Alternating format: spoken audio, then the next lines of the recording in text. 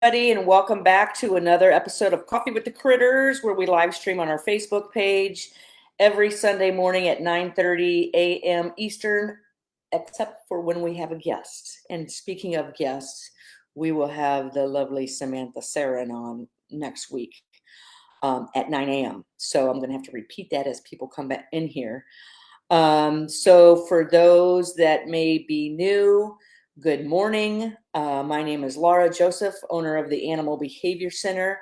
We're an international educational center where we teach people all over the world about using applied behavior analysis and positive reinforcement with animals in our care.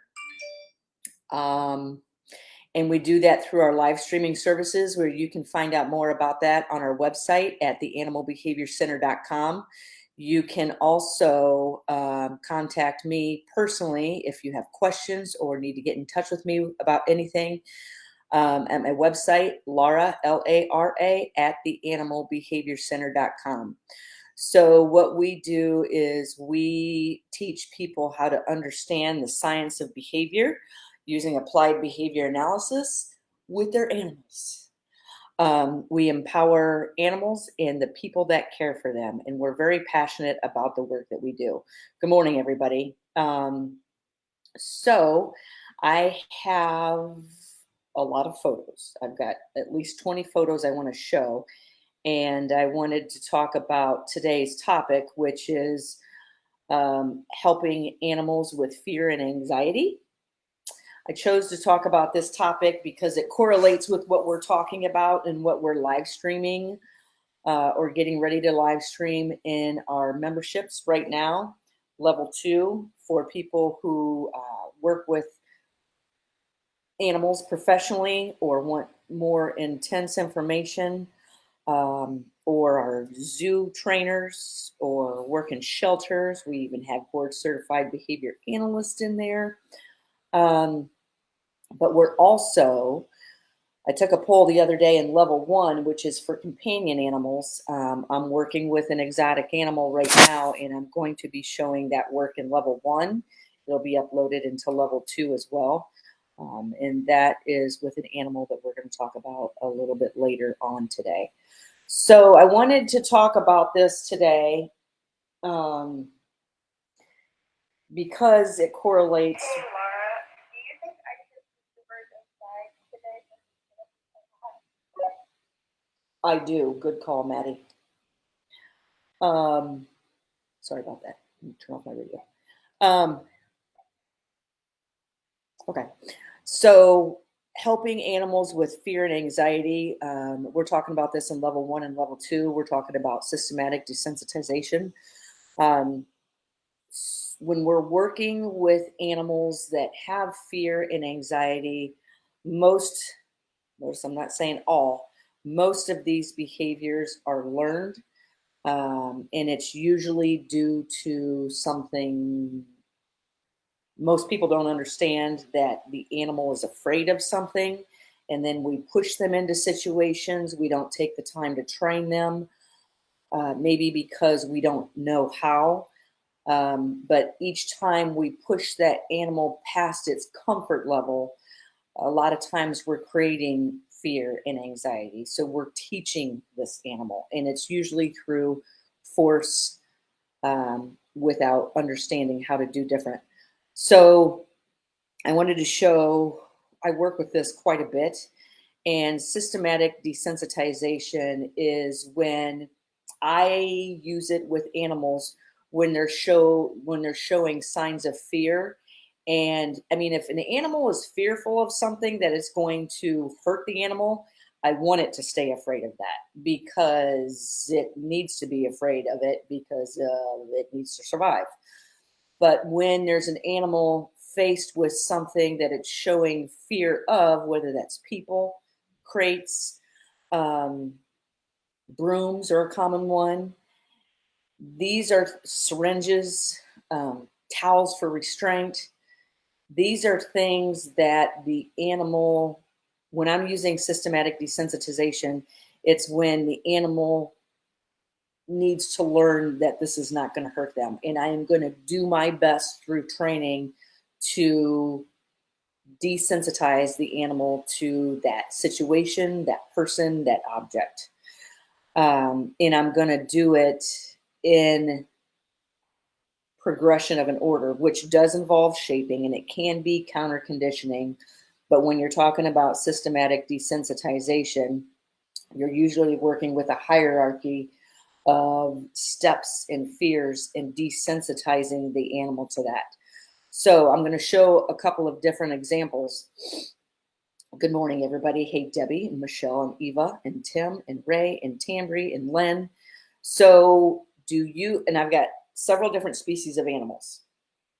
So do you guys remember when I first started working with Fred and Wilma? This is a picture probably from one of the first times I had interacted with them. I was going to say, let me see if I can get this bigger. Here's probably a photo a situation or a behavior you haven't seen in a long time. And that's Wilma with her beak open. A lot of times when birds have their beak open, it's either a sign of stress, fear, some level of anxiety, or they're really hot. And in situations where I keep birds, I make sure they don't get really hot. But so this is Wilma, a black cast hornbill, and Fred, and Wilma has her beak open. So that is often a sign of stress and fear with birds. So that lets me know, this bird is afraid of something and what has just changed in the environment. And more than likely in this situation, it's people. So do you guys remember when we started working with them? And if I were to walk in this enclosure, I remember this, they would fly into the walls. And with a beak like that, you want to be very careful because they can easily break their neck. And so I worked at a distance with both of these two. And we ended up moving them to a new location. And then we ended up, I want them to be as comfortable as possible. And when I'm working with an animal that's showing signs of fear, where I start working with that animal is at what level are they showing signs of comfort? And that is where I start. I don't want to start working with a bird when its mouth is even if it's not this open, it's this open. I want to start working with that bird when that mouth is closed. And if that means putting 50 feet of distance between us, I do. I remember doing this with Delilah, our fish at the other center. By the way, we need to get an aquarium over here so we can start working with fish. I love working with aquatics. And when I first started working with Delilah, say, here's her pond, and I come over here and overlook her pond, as soon as I would do that, boom, she was gone. She was hiding behind something. So when I'm working with an animal that's showing signs of fear, I want to give them a space where, especially if it's fear of humans, I want to give them a space where they can fly or run or swim and hide behind. What we did with Fred and Wilma was we covered the back side of their enclosure. So they could go to that back of the enclosure. And when I give an animal a place, like most of the animals I'm working with are in enclosures. When I see them flying to those areas, what I'm also observing is what is happening in the environment at the same time they're choosing to go seek shelter, security, comfort, whatever. And I'm looking at everything in the environment that's paired with that. And then I start controlling that. And then I identify reinforcers and deliver those for small steps towards the desired behavior, whether that means coming towards me, taking a step towards me. With the fish, every time I would go like this and look over, boom. Okay, so they're prey and they're below me. They don't like things hovering over top of them because predators hover over top. So what I would do is I would walk up to the edge of the pond with the fish food and I would let them see the top of my head and I would go like this, and it was numerous fish, and I would throw the food in. And then slowly over time, I go like this, bridge, deliver the reinforcement. Go like this, bridge, deliver the reinforcement to the point where standing over top of them. I'm target training them, training them to go through a hoop, training them to go into a bucket, training the fish to go to their stations. And yes, you can do that. Good morning, Lisa, Patsy, Catherine.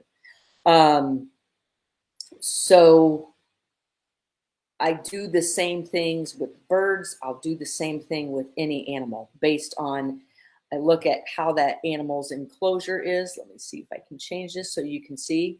This is when we move them yet once again, and they're over here at the center.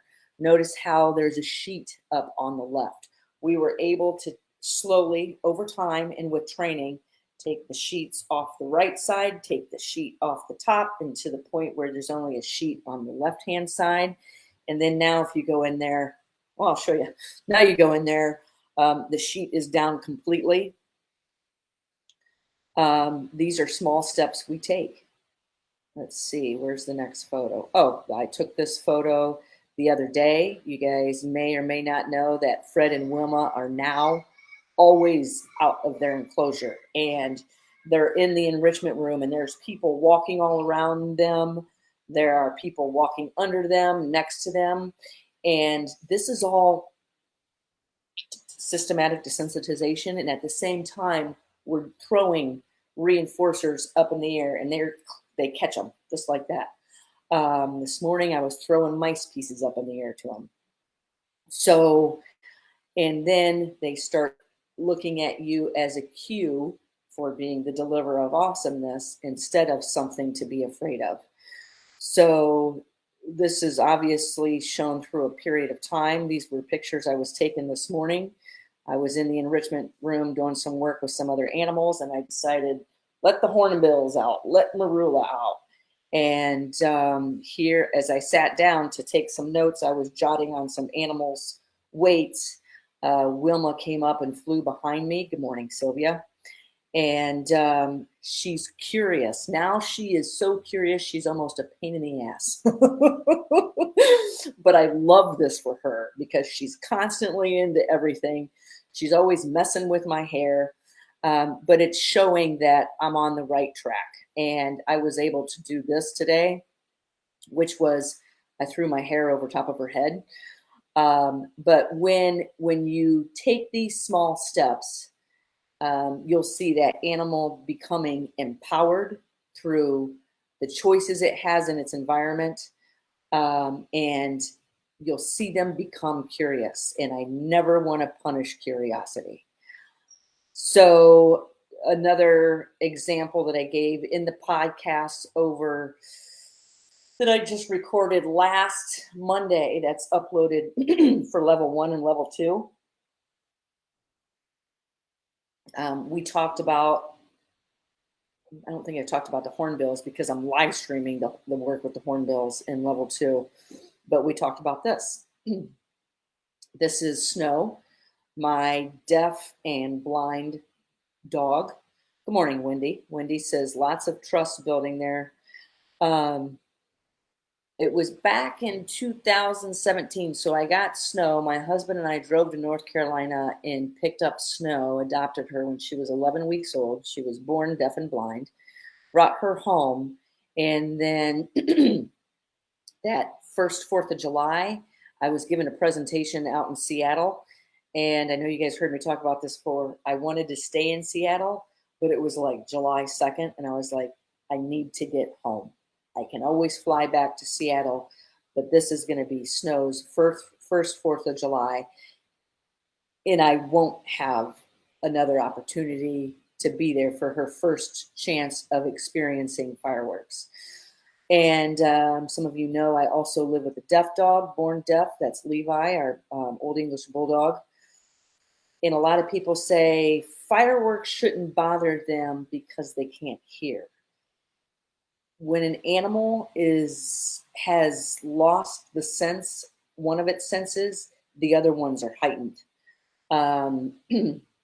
So no, they can't hear the fireworks, but Levi is sighted, so he can see them. Big burst of light over the top of their head, and they can both feel them. They can feel them through their fur, through their feet, through their whiskers, through the ears, and all those little tiny hairs in their ears. Um, Sylvia says vibrations. They can feel the barometric pressure and electricity. So I used, I wasn't using systematic desensitization then, but what I was doing was preventing having to use it. Um, so there's a difference when working with desensitive, uh, systematic desensitization. The animal already has a fear. When I was working with Snow, I was preventing it from becoming to having to work with this. So when the fireworks would go off, and I sat there, I bought 3 big bags of popcorn for me and 3 dogs to share. And I sat on the deck, and where I live, fireworks go off all over the place.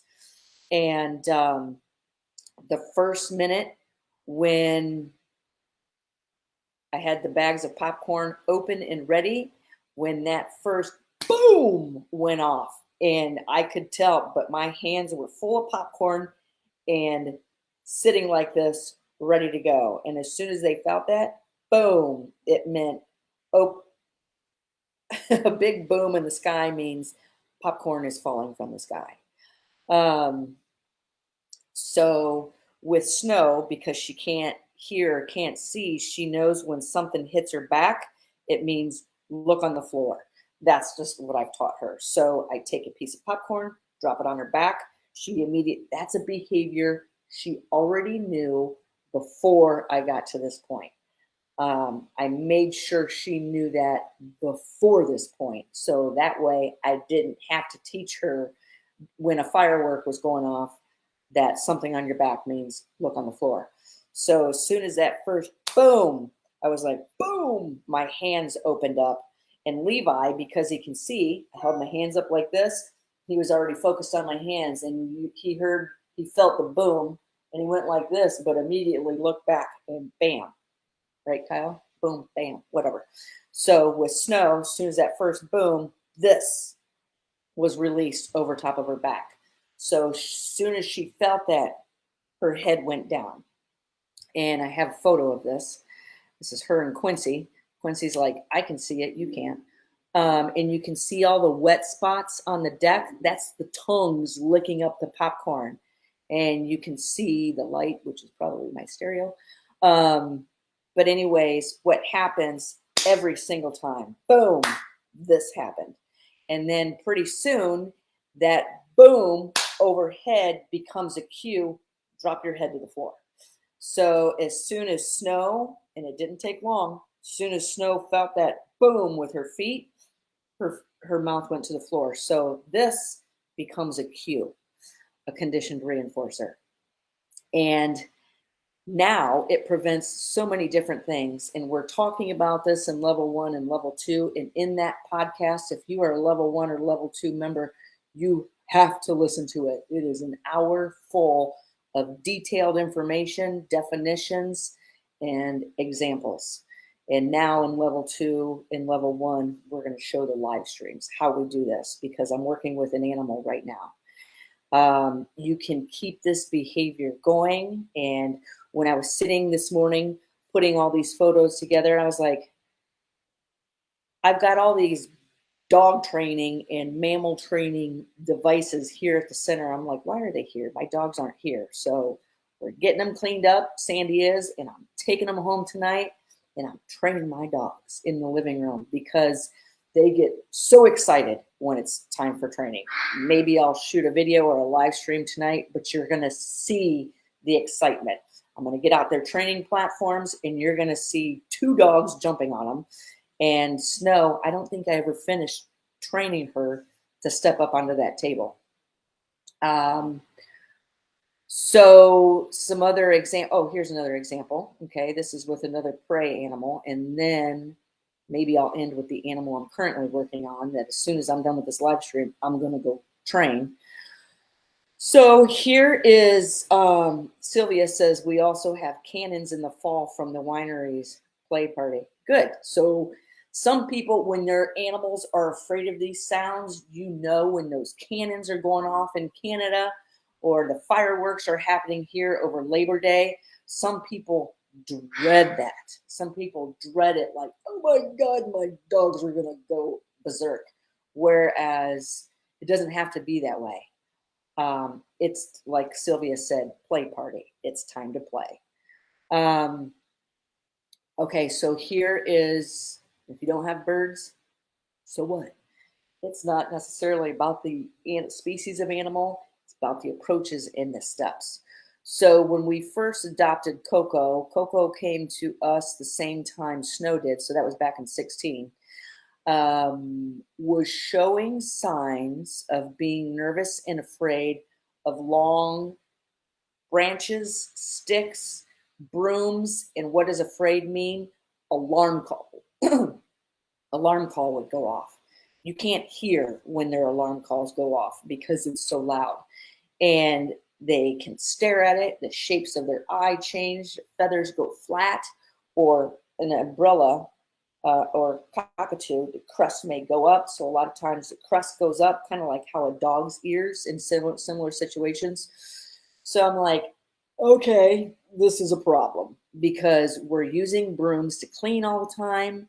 And birds' cages are nothing but branches, perches, long branches for perching for the health of them and their feet. So I had to start working on systematically desensitizing, and I won't really talk about the broom here, but this is right before I was leaving town to give a presentation. And every time I would we were rearranging perches in cages all the time, right, Rico? To help keep animals used to change. Yeah, I'm talking to you. So constantly new branches going in cages, the sizes. So here is, and I stood on a ladder in Coco's cage to teach him. So because I train him, he knows proximity from me is a form of comfort, that I'm never going to put him in a situation where he's going to be scared. And if he is, he knows that close proximity to me can bring safety. I know that through the training. So that's why you see me touching the perch. I'm up on a ladder because that's how high this perch is. And I'm touching it, saying, it's okay, come on over here. And so then you see, and I'm reinforcing all these small steps. So Coco cannot fly. I do believe his wings are pinioned.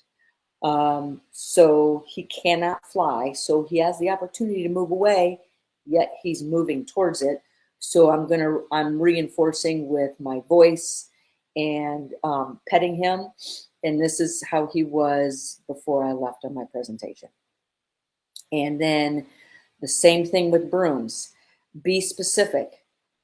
Coco wasn't afraid of brooms because there was a broom standing in the room at all time. But when somebody went over and grabbed that broom, that's when the screaming would start.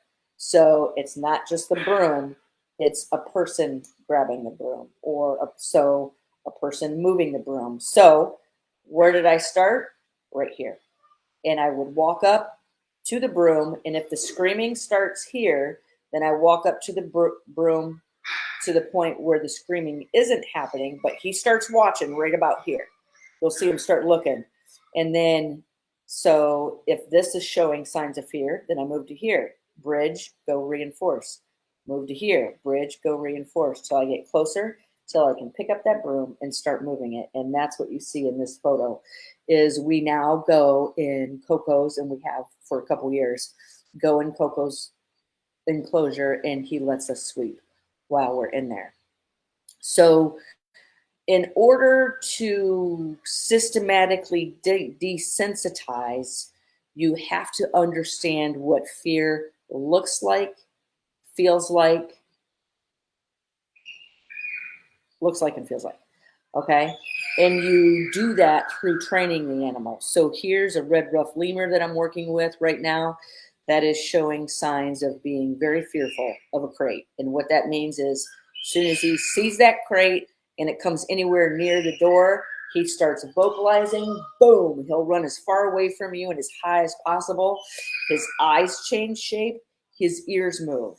So what I do is I look and I learn about this, not only the species, but the individual animal.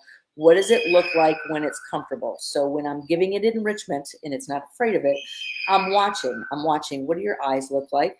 What vocalizations are you making? What's the placement of your ears? I see his eyebrows up here too. How are you holding your hands? Where's your tail? What is your tail up? Is it down? Is it tight? Is it straight out?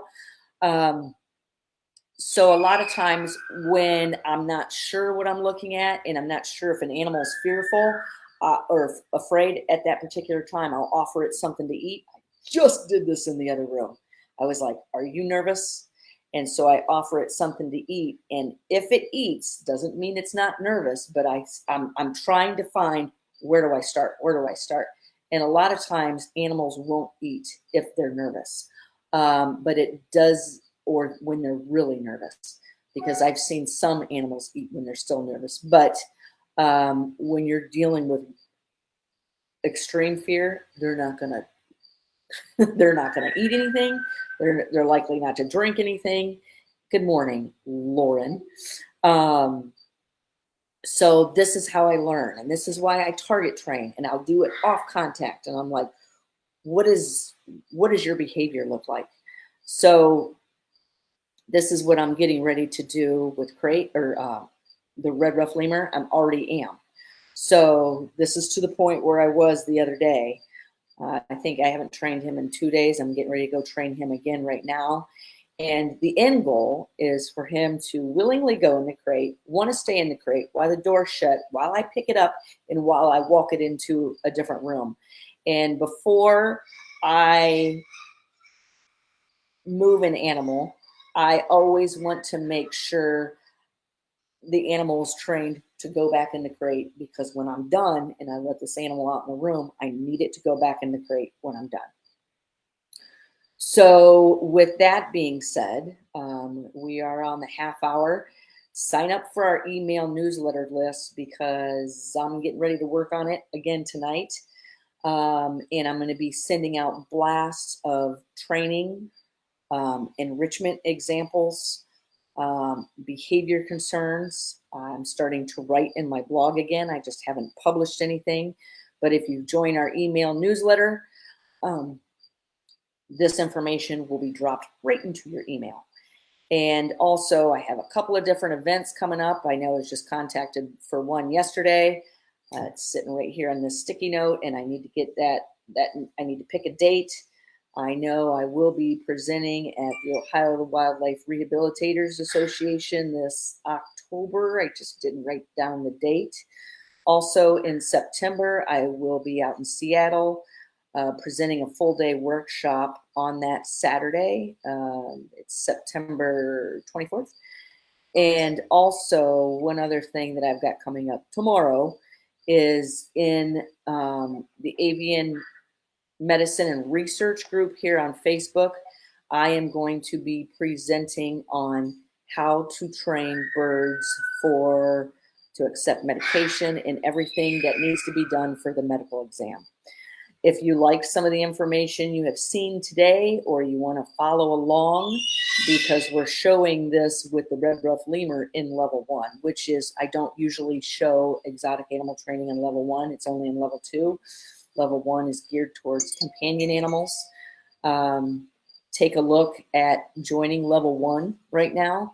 Also in level 1 and level 2, you will get the monthly podcast that I record. You can also take a look at our webinars. I have several different topics coming up, which if you are in level 1 or level 2, all of your webinars, when I live stream them, are free at no charge. And let's see, anything else? Nope, pretty much not. Just a thank you. And remember, next Sunday, we are going to be live streaming at 9 a.m. because board certified behavior analyst Samantha Sarin will be on with us. And everybody loves listening to her, including me. She's like ear candy for me. All right. So I will see you guys next week, and thank you for attending.